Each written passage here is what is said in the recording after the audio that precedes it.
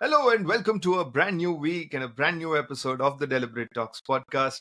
And I'm your host Dakshin Adyanthaya, here again to talk to individuals that aim to share their learnings and teach us something new and fascinating every week. And today, we go back to school to unlearn the tactics of how education is foreseen in the modern era of learning. And who better to discover it from than Anand Swamy, who has been leading it for an organization that's changing the landscape with technology and partnerships. Anand is the country head and the sales director at Microsoft India. He also spearheads the P&L for education in India for K-12 higher education and edtech. With over 25 years of experience, Anand has been in the forefront of sales leadership and strategic partnership. In today's episode with Anand, we converse about the dreams and aspirations that drive and nurture the evolving academic surroundings in India thanks to technological advancements. But first, before we have a conversation with Anand, here's a quick intro.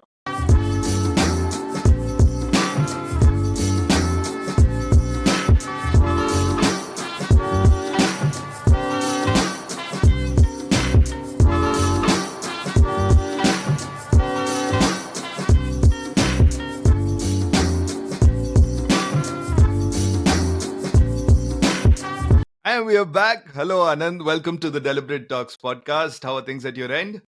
Things are amazing. Thanks so much again, Dakshin. Thanks for the opportunity. Great. Anand, this is a bit overwhelming for me to meet you virtually and interview you. I'm so used to conversing with you, seeking for guidance always. You want to switch roles today and you want to take over as a host? Would be great if, in case you have, I have no script, so I'll be asking all your special questions then. Mind blowing. Great. So before we start this intense conversation, Anand, I want to light up the mood. And I'm going to do that by asking you if SAS had an alternate full form, what would it be according to you?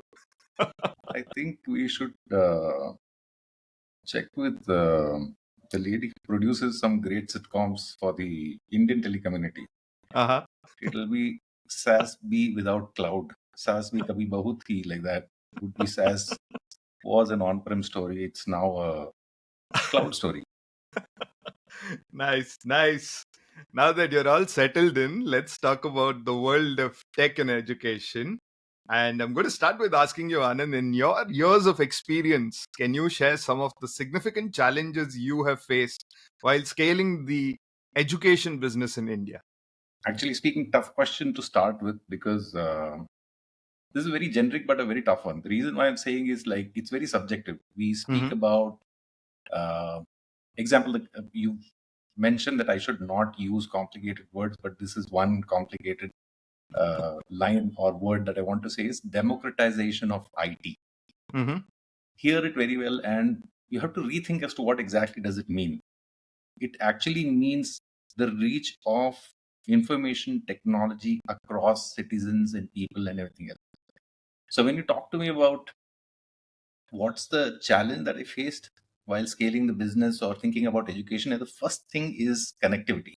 Mm-hmm. The reach, number of people connected, obviously today are connected over mobile phones, internet, and that's doing the works. But think about remote locations which got impacted heavily during the pandemic time. It Right. still is a big challenge. While we are trying to rethink about how to offer education in remote possible location, it still remains the biggest possible challenge. I think that's the number one thing which even the government is working towards. There are tech companies, you have startup organizations who are really focused on enhancing connectivity to the last possible mile. So that's Right. number one challenge that we faced when we were thinking about education and we were thinking about scaling it up in terms of tech reach. Number two, or very important thing that we have to think, or it is a business which is continuously evolving. Why I'm calling it as businesses, one is for profit and the second one is not for profit. Mm-hmm. We should not like confuse by thinking that, hey, is it only ACAD and everything should be given for free or not? Or should all accessibility come for free or not? Or should IT always be free for free or not? These thoughts, when it comes, it automatically creates a very challenging situation. You don't look at the trend lines. You don't understand what's changing in the world, not only in India, but worldwide post pandemic. I think it's been a significant change in terms of how we offer education, the content, the curriculum, the medium, the technology being used. Everything is changed. Yeah. So that's the second big problem of not creating a balance between thinking as to education is for profit or not for profit. If it is not for profit, then probably we should get everything for free. If it is for profit, then we should invest a lot in IT. No, education is a must for all. One. Number two, use of technology should be as an enabler, not in terms of cost perspective, but what you offer to the end consumers, which will be students, parents, teachers, etc. Right.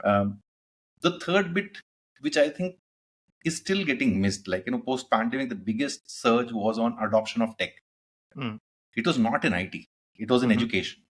The biggest possible susceptible attacks on security was not in banks, it was identity theft in education. So if you Right. look at the impact that happened there, we just adopted tech only in the time of crisis. And right now we're getting back into normalcy to say that, hey, everything is fine. So, tech, even if I don't adopt, it's absolutely fine. Right. So that's the third big possible challenge of adoption of tech into education or its offering, etc. Last bit is very odd one, but when you want to offer as an institute a world-class service or a world-class curriculum, and you have a great structure in terms of a fee, etc., and then you have great entrance tests also around that, you should also think that when you're building such a great infra for yourself, you should offer tech kind of capabilities also. If I talk about universities in West, which may be a Harvard or a Kellogg or MIT or anything else, I have met deans, directors, educators, principals, etc., who've studied there. And they expect the same kind of tech to be utilized by them, but at zero cost.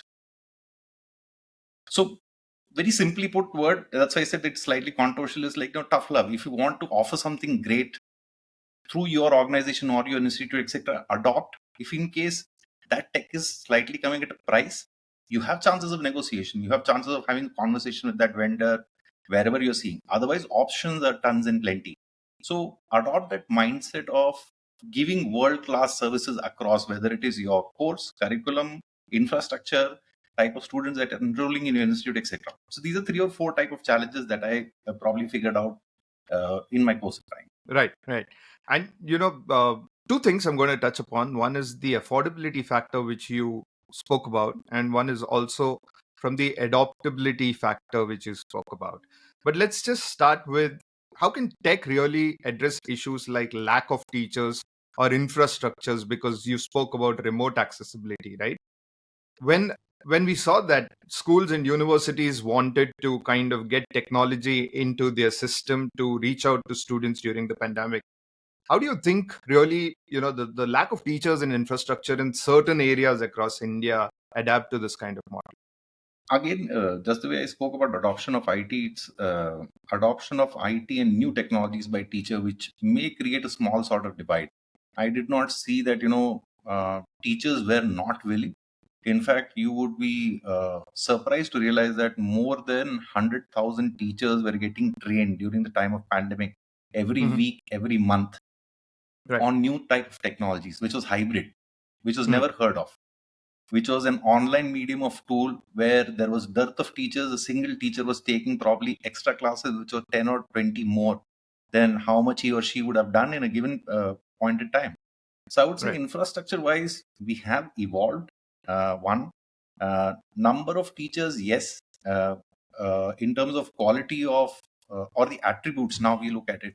Attributes means earlier we wanted to have a teacher who would understand the subject that he or she was teaching. Right now, we need to relook at it by saying that, how much of tech can they adopt in terms of understanding of the whole ecosystem? Because this is no more a student crowd which wants to sit in a class and then listen to the teacher only. Earlier, we had homework, probably in your time, in my time, definitely there was homework where we used to carry our books back home and then do our homework and then come back the next day or within the week.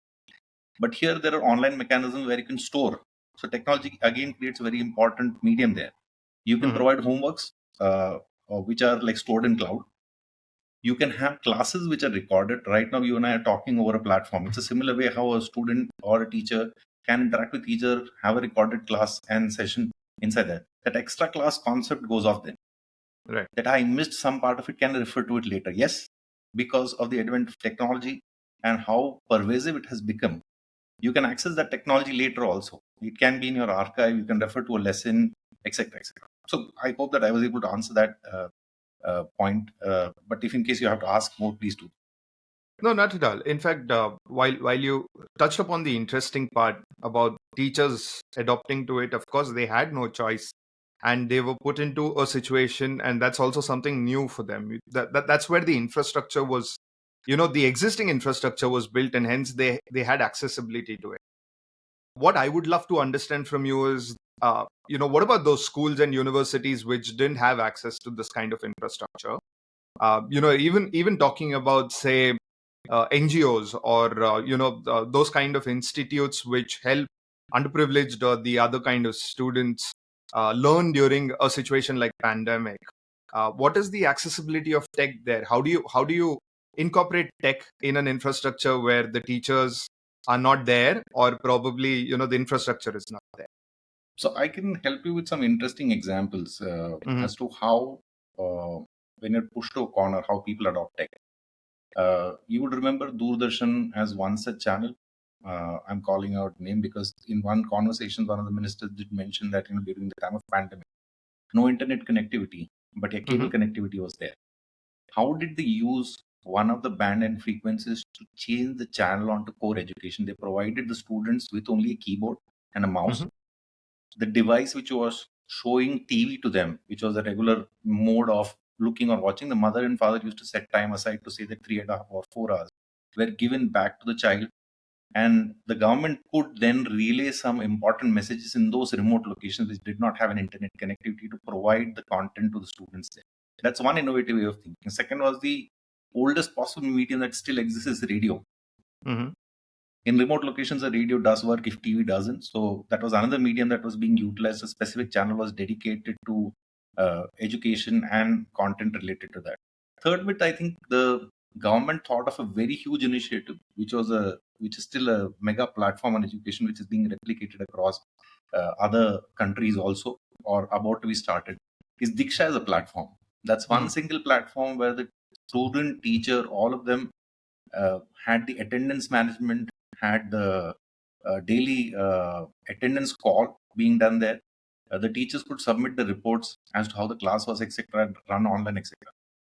The last bit that I want to call here is that particular period where there was no access of education or content also saw the rise of a lot of collaboration tools who understood that there is a challenge in reach, there is a challenge in a remote location, etc. So, multiple tools, some of them that were never known of, came into existence during that time. Earlier, there was a point to point solution in terms of internet connectivity that was being utilized. That probably we forgot after fiber and everything else came over. Point to Right. point connectivity then became extremely critical in again remote locations where one particular zone was lighted up and a similar zones were then made to use. CDN as an algorithm was again used to download content at a given specific location, and those machines or smaller packets were then delivered to schools which had to impart education, etc. So I think in times of stress or distress or challenge, we utilize technology in a very different way, and that's what happened there also. Right. Right. And from here, how do you consider, keeping your expertise in mind, how do you see technologies transforming the education sector in the next decade? I think technology one is evolving. Super important aspect for us to note. Past 22, 24 months has fundamentally changed the education landscape. And Hmm. if you look at the World Economic Forum, more than 1.2 billion children in 186 countries got impacted due to school closures during pandemic. It's a Right. humongous number that we're talking about. Right. Third important bit that I wanted to call out is it's more now moving towards how students learn to create, how they learn by themselves, not with a educator always present 24 by 7. How teachers are approaching towards learning outcomes, that has also changed. This is again technology changing this particular landscape here. Hmm. Internet again has made access to education easier than before. Today I have to call this out that student in tier 2 town can join a course or learn from any teacher across the globe. That's a big shift to very restricted area of education for a tier 2 town student to be focused only on what is available inside the town and probably step out after they are in class 12 or a pre-university and then step out for a higher education when they are in graduation, etc. So this has changed completely. Very large aspect that changed again during the pandemic was you should have seen the Indian edtech industry, which was valued at US $750 million in 2020. It's expected to reach US $4 billion by 2025. And it's a never heard CAGR of around 39.77%. It's a humongous number when you talk about where you were in 2020 versus what is the focus and forecast in 2020. It's not possible unless and until the technology landscape changed. Mhm.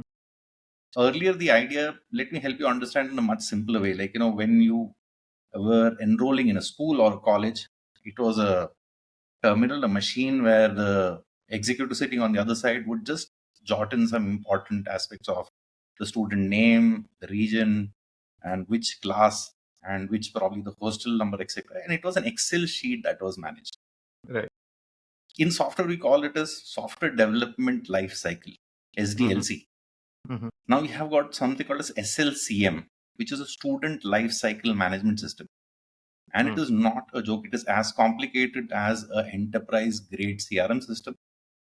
And it tracks the student right from the admission till the time he or she exits that institute or a college. And these are getting, I would say, even more complicated, because the most important thing that the pandemic made everyone realize is, one is connect. Number two is the alumni system. Where did they go? Third one is the learning management module. Are we relevant in today's world to ensure that, hey, are we offering the right set of course content, etc.? There are a few courses which are as mundane as probably running around for 30 years. There has been no change in that. Right. The world is moving towards generative AI, but yes, in certain institutes, there are still very core basic concepts of engineering, etc., being demonstrated or delivered. So there was a huge gap that had to be filled up, and technology then became the best possible boon. Where else technology impacted? I'll say political manifestos. When we talk about manifestos, it is a political party calling out what is it that they're going to do good for the citizen. But just think about it that now manifestos include what is it that they can do good for the students, what is it that they can do for the employment, and those employed students will become the citizens of tomorrow who would then rebuild the entire ecosystem. There are a few states that I can call out in South who adopted this in their manifesto, ran devices program with them, ran certification program, etc. And the number is astonishing. So these are changes in technology, in trends, etc., which is happening, that earlier you might think of a school, institute, organization, etc., adopting very basic level of technology. Some of the institutes have the most complicated aspects of technology today in education. So it has evolved, it is consistently evolving, and it has evolved from the place it was probably 5 years back to what it is today. Right. You mentioned about the term complexity, and complexity and affordability don't go hand in hand, right? Just given the economic disparities in India, how does one ensure that these products are affordable and, more importantly, accessible to the widest range of schools and universities or even students? So again, the point is very subjective. I will say that, technology, not all complicated technologies are affordable. Tough love is what I called you at the start, called out at the start. The reason why I'm saying is that, what is it that you want to offer today? The choice is unbelievable. The technologies that you use, you're not restricted now. Whether you think about open source, whether you think about technologies like the Git technologies, the GitHub, GitApp, GitLab, etc., which are evolving over a period of time. The kind of startup ecosystem that we have today, which is continuously giving you new set of technologies. So affordability actually takes a step back. It's adoption that comes first. If you're willing to adopt technology, you can start with a freemium or a properly free model, and then think about how do you want to move ahead. It's so many institutes who are NGOs or non-profit organizations don't even reach out to the core tech organization. When we talk about large OEMs, in today's world, all of the OEMs run program under either CSR or under core education, where a lot of services is given in partnership for free. There is a partner engagement that you have to do, but the point of view is like, what you want to adopt and do you want to reach out? Right. Having a mindset that, hey, probably I should not reach out to these organizations, because see, the first question that you asked, like, affordability is a question, but how much did you search for? That, is this a real challenge, or it is the adoption that's a real challenge? If you don't get into mindset of thinking about, I need to adopt education, or I need to ensure that tech is an enabler for offering my education services, and Right. here is the list of products and services that's available, that's the first step that you take. So Right. affordability will come in later. As much complicated aspect that you look at in technology is where it gets unaffordable, or you need to rethink about how to adopt this when the prices go high. Mhm. If you're looking at a simpler solution, tons and plenty of companies who want to offer services to students, because that's a base for any organization to grow as a future developer for their OEM organization, etc., etc. So I don't think so. It's about affordability. Uh, it's about adoption. Mhm. Right. Right. Makes sense. And you even touched upon the government bodies and the educational bodies, and I want to take the step back to deal with that. You professionally yourself also collaborate with a lot of state agencies, universities, and government bodies. How do you ensure your initiatives are aligned with the broader goal of educational bodies? If you can back that up with an example or so from your previous experiences, it would be one. In today's time, government is extremely proactive and positive towards these. Like most of the institutes that we work, or I have worked with in India, I'll be very specific and call out India, because one is the NEP 2.0, the National Education Policy, that changed the perspective in terms of courses, curriculum, all of this. And there was a genuine interest from the government bodies to understand what is it that needs to go through a change. How can technology be used as enabler? How can large OEMs contribute in terms of curriculum changes? How can they partner with these large OEMs in terms of offerings, in terms of teacher trainings, in terms of ensuring that the student gets internships, etc. Super critical, I worked very closely with schools, which is like K to 12, higher education, edtechs, all three of them put together. In this, you will interact with schools in particular who are very focused on the K to 12 education side. Then you speak a lot with the education leaders who are part of the ministry and those areas, etc. The third bit would be the policymakers who are part of the Ministry of HRD or Ministry of Education, etc., who will have those broad guidelines. Sometimes it also happens that they also want to hear you out or listen as to what can be done better. What are those areas where we are not focused, and what is it that we can think of? Three key areas that I would say that we should look at is, number one is provide a comprehensive set of education tools and platforms. Um, there is a initiative that was run by the government called Samagra Shiksha Abhiyan. Under SSA, Mhm. there are tons and plenty of initiatives that are run in India, which primarily talks about adoption of technology, building a cloud platform, how do they run things, etc. Number two aspect that you need to again look at here is utilize productivity tools, which is moved from where it was to say that it should be a pen and paper kind of entry to moving towards something else. Every state, every central nodal body is adopting some of the other kind of productivity tools, which is ensuring a faster response time, a faster engagement time, a better idea of data knowledge, etc. Um, third bit is supporting any kind of policy changes with innovative technology and education expertise, which means that if we have to adopt, example, Europe, or let's talk about Europe as of now. Like there is a program called as degree apprenticeship program. It's Mhm. run by the government. What does it actually mean? India also, there are some of the most fabulous institutes offering degree apprenticeship. But how many have actually heard? How many have gone in for a program, and how many have actually implemented? If you try and understand, this is a very unique program where a student during the course of education is apprenticed into another company. And by the time he or she graduates out of a company, out of an institute, they have a job in hand. Mhm. It addresses two problems. The student is self-sufficient to fund his or her own education.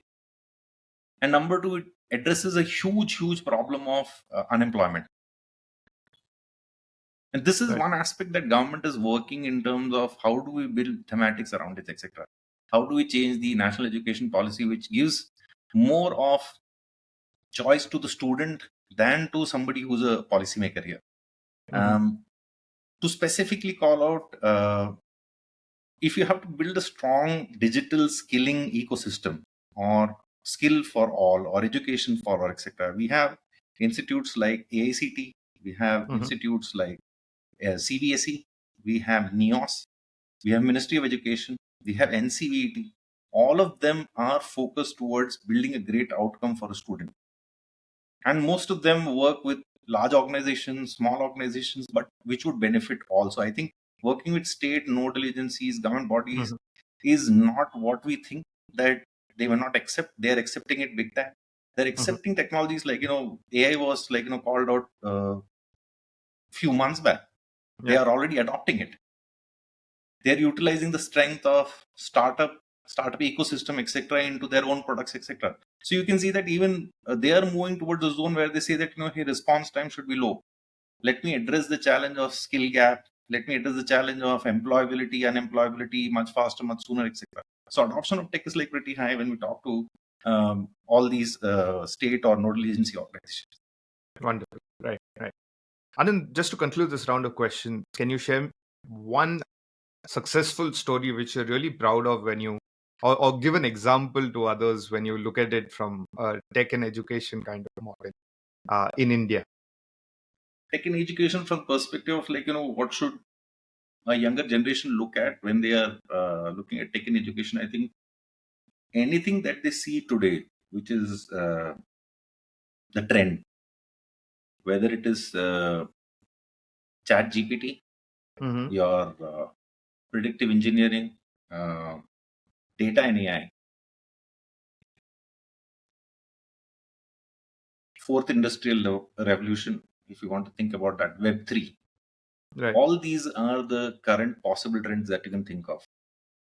Education, if you look at as an industry, adopts everything. Mm-hmm. And that's True. the first place where this would start. True.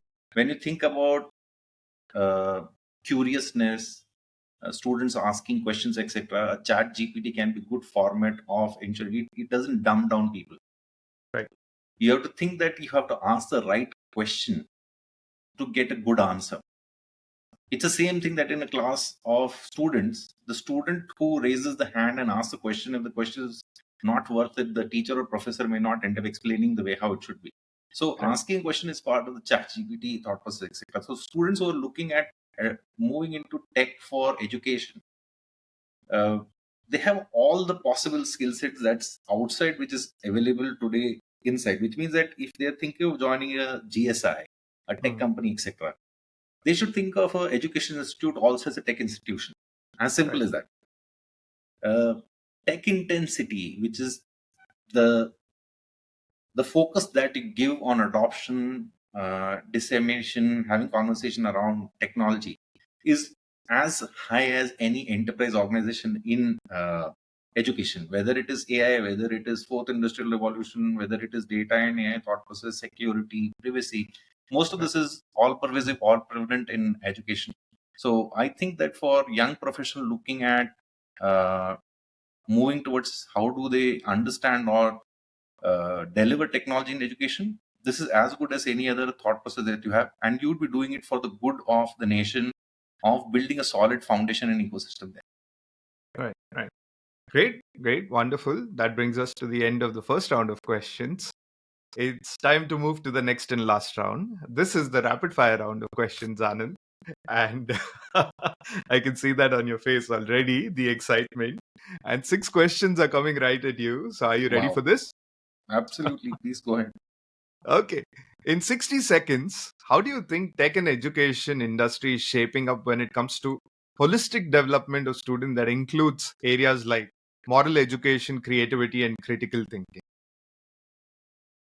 In 60 seconds, right? You're giving me good time. The only bit is like, adoption of tools and technology. It is moving as fast as your.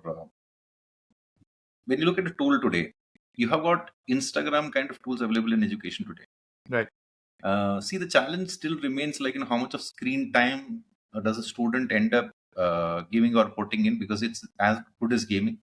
There Mhm. are gaming or gamification tools that's available through OEMs today, which can keep a student engaged in a much deeper way. The only bit that is left out because of technology is the moral education part, which is like, probably delivered best as a human connect or interconnect, etc.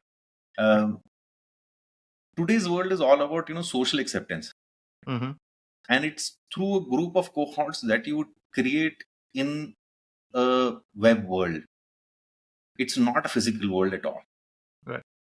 So when you talk about evolution, I think probably the idea of getting moral science as a period, like I had a separate session for 45 minutes to an hour, where teachers would come and tell us about a lot of tales and stories, and Yeah. then we would imbibe, or this is how you build your integrity, culture, and thought process. All right, that's one bit which is like diluted a little bit, but outside of this, any other aspect that you're talking about is very much available today through education. Okay. Okay. In 50 seconds, 3 suggestions you would give to young professionals aiming to lead in tech in education sector in India. 3 suggestions. I think we touched upon this. I think number one, every institution is a tech institution, so look at it from that perspective. In terms of the progress that you can drive in education, in school, in students, in institutes, etc. Number two, build your tech intensity, because if you talk about AI, you talk about data, you talk about anything which is relevant in today's modern world. All of this is acceptable, and all of this is implementable in education as well. Right. Third bit is building complementary designs and platforms for technology and skilling. I think that's a super critical element for any youngster who's looking at like building platform. All national platforms today focus towards democratization. I'm using the word again, which means it should be accessible to all. It gives a Mhm. humongous opportunity today for all the youngsters to ensure that they focus on building education which is accessible to all. So Right. three areas I think they should focus on is every institution, tech institution, build your tech intensity, focus on bringing these technologies to the fore, and ensure that education is accessible to all. Okay. Wonderful. In 40 seconds, we are in classroom. Exciting opportunity or a Black Mirror episode waiting to happen? I think exciting opportunity. I think we live in a connected world today and a hybrid world. So I think the option of hybrid, whether it is classroom or non-classroom, is not gone. So I think it's a reality. Okay. It's an In exciting 30 world. seconds, 3 apps you can't live without. 3 apps: my email, uh, LinkedIn, and WhatsApp. Okay. In 20 seconds, your first reaction when you hear or see blue screen of death. You're dead. There is no expression like you're done. You should just leave the machine and go. Okay. And the last question, and I'm going to have fun asking you this: Windows or Mac, your favorite? This is amazing, man. It's like matter sub judice. I'll decide. Come back to you later. Wonderful. Wonderful, Anand. And with that, we come to the end of today's episode. Thank you so much for making your valuable time. I had a great time hosting you. I hope you had your good time too. Thanks so much again, Dakshin. This was amazing. Like I had a lot of fun. This was definitely fun, Anand. And always wishing you nothing but the best. Thank you so much for making time. Thanks so Cheers. much again. Wish you the best. And with that, we come to the end of today's episode. Don't forget to subscribe to the audio and video channels of the Deliberate Talks podcast and Pixelated Egg. Join me next week for a Table for One edition. Until then, be curious, be adventurous, and never stop learning. Cheers.